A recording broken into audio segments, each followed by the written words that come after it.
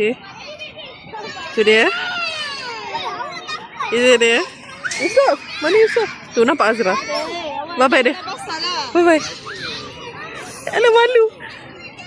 Ngada lah kau ni. Oh my god. Oh my god.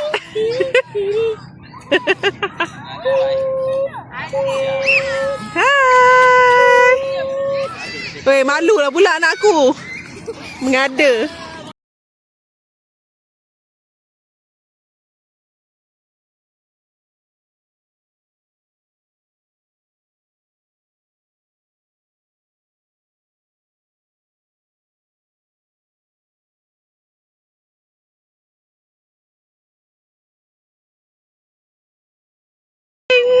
Dia beli apa dia punya cake? Oh, dekat siapa ni? Brownies. Kau budak-budak pound aku. Wow. Brownies dia tu sedap. Kau pernah beli lah? Tak. Tak pernah? Aku dah rasa satu tu, tengok tu. Alamak, kek dia bergerak. Tak apa. Dalam mulut lagi banyak bergerak.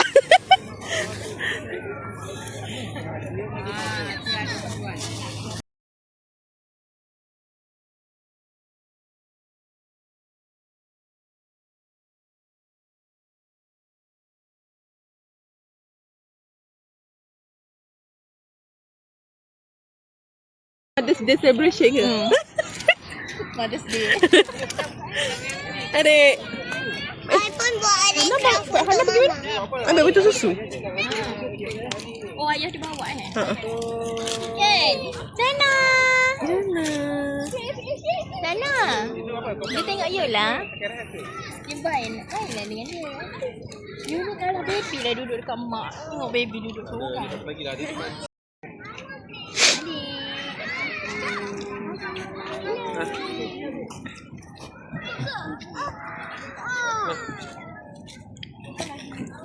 Hana? Air mana pula ni? Dana manja lah.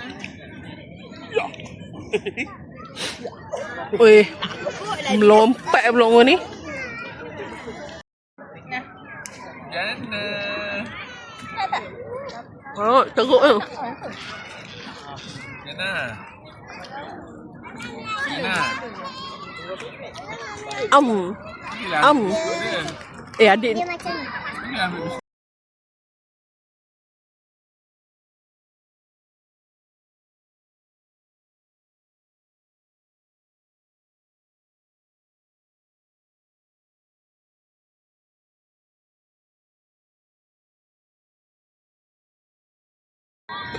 Mami, Ya. Ishi nak buang ni sekejap. Buanglah. Apa kau ni ambil gambar depan muka sinetron ke? Tengok. Tak ada ke? Kena macam tu lah, pangku semua. Nyari tu Tak. yang main Hana ni. gitu. Dia ikut mood dia lah. Sama je. Dulu. Mana? Pergilah cari. Tak ada. Pergilah cari lagi. Tak ada.